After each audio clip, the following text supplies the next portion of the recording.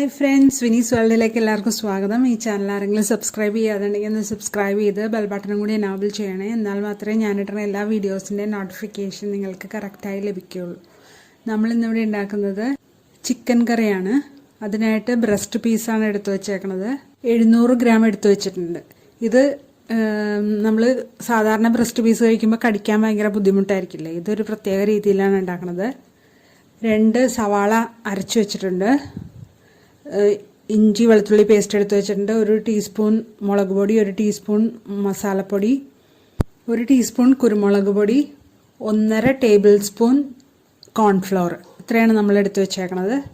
ഇനി ചിക്കനിലേക്ക് നമുക്ക് എല്ലാ സാധനങ്ങളും കൂടി ഇട്ട് മിക്സ് ചെയ്യാം.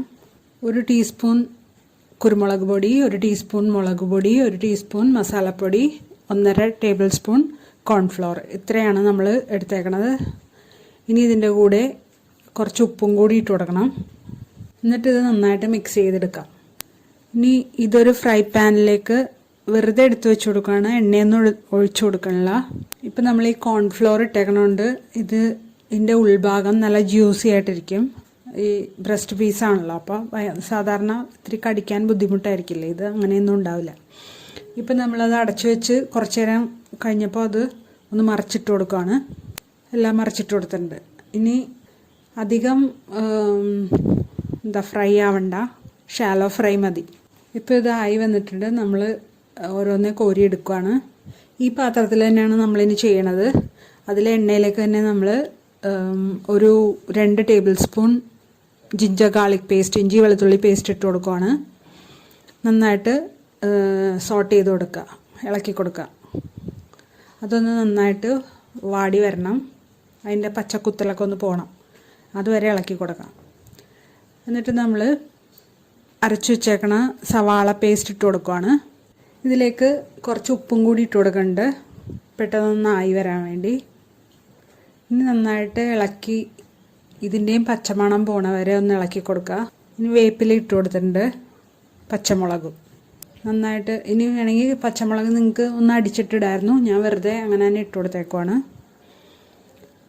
ഇനി ഒരു പാത്രത്തിൽ, ഇപ്പോൾ ഈ പാത്രത്തിൽ അതെല്ലാം കൂടി ഉണ്ടാക്കാൻ പറ്റില്ലല്ലോ, അതുകൊണ്ട് ഞാൻ വേറൊരു പാത്രത്തിലേക്ക് അത് മാറ്റിയിട്ടുണ്ട്.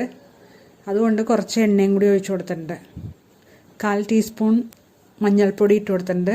എണ്ണ ഒഴിച്ചു കൊടുത്തത് ഫ്രൈ പാൻ ആയിരുന്നെങ്കിൽ എണ്ണ ഇല്ലെങ്കിലും കുഴപ്പമില്ലായിരുന്നു. 1 ടീസ്പൂൺ മുളക് പൊടി ഇട്ട് കൊടുക്കുന്നുണ്ട്. ഒന്ന് ഇളക്കി കൊടുക്കുക. 1 ടീസ്പൂൺ മസാലപ്പൊടി, 1 ടീസ്പൂൺ മല്ലിപ്പൊടി. ഇത്രയും സാധനങ്ങളാണ് നമ്മൾ ഇട്ട് കൊടുക്കണം. നന്നായിട്ട് ഇളക്കി കൊടുക്കുക.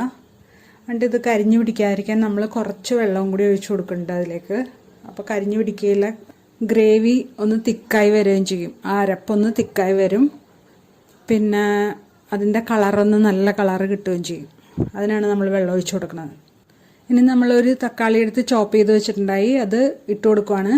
ക്യാപ്സിക്കം ഒരെണ്ണത്തിൻ്റെ പകുതി അതും ഇട്ട് കൊടുക്കുവാണ്. നന്നായിട്ട് മിക്സ് ചെയ്ത് കൊടുക്കുക. തക്കാളി നന്നായിട്ട് അതിലേക്ക് അലിഞ്ഞു ചേരണം, അത്രയും വരെ നമ്മൾ ഇളക്കി കൊടുക്കണം. കളറും ഒന്ന് മാറി വരണം, മൊത്തം ഗ്രേവിയുടെ കളറൊന്ന് മാറി വരണ വരെ ചെയ്യാം. ഇപ്പോൾ നമ്മൾ ഇത്തിരി കൂടി എണ്ണ ഒഴിച്ചു കൊടുക്കുകയാണ്. ഇത് ഫ്രൈ പാൻ അല്ലല്ലോ, അപ്പോൾ പെട്ടെന്നൊന്ന് ആയി കിട്ടാൻ വേണ്ടി ആകെ നമ്മൾ 2 ടേബിൾ സ്പൂൺ എണ്ണയെ ഒഴിച്ചിട്ടുള്ളൂ. എന്നിട്ട് ചിക്കനും കൂടി ഇട്ട് കൊടുക്കുകയാണ്. ഇനി അത് നന്നായിട്ട് ഇളക്കി യോജിപ്പിക്കുക. ഇത് ഒരു 5 മിനിറ്റ് ഇങ്ങനെ ഇളക്കി യോജിപ്പിക്കണം, കാരണം ഇതിൽ എല്ലാ അരപ്പും പിടിക്കാൻ വേണ്ടിയാണ്. എന്നിട്ട് നമ്മൾ കുറച്ച് വെള്ളവും കൂടി ഒഴിച്ചു കൊടുക്കുന്നുണ്ട്.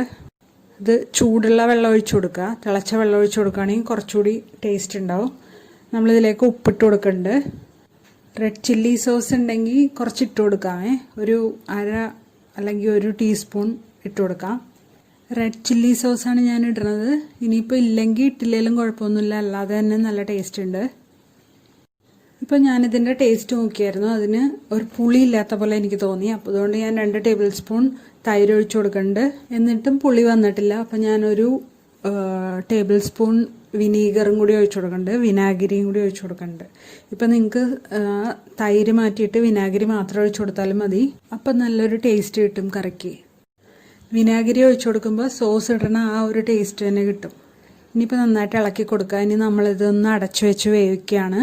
എണ്ണ തെളിയണ സമയം വരെ നമുക്ക് വേവിക്കാം. ഇതിപ്പോൾ എണ്ണ തെളിഞ്ഞു വന്നിട്ടുണ്ട്. നിങ്ങൾക്കത് കാണാൻ പറ്റുന്നുണ്ടോ? കണ്ട. ഇനിയിപ്പോൾ ഇത് എല്ലാവരും ട്രൈ ചെയ്ത് നോക്കണം. നല്ല ടേസ്റ്റുള്ള കറിയാണ്. ചിക്കൻ്റെ ഉള്ളിൽ നല്ല ജ്യൂസിയാണ്, അതുകൊണ്ട് കടിക്കാനൊന്നും ഒരു ബുദ്ധിമുട്ടൊന്നുമില്ല. ബ്രസ്റ്റ് പീസാണല്ലോ നമ്മളെടുത്തത്. ആ കോൺഫ്ലോർ ഇട്ടുകൊണ്ടാണ് അങ്ങനെ ഒരു ജ്യൂസി ടെക്സ്ചർ നമുക്ക് കിട്ടിയത്.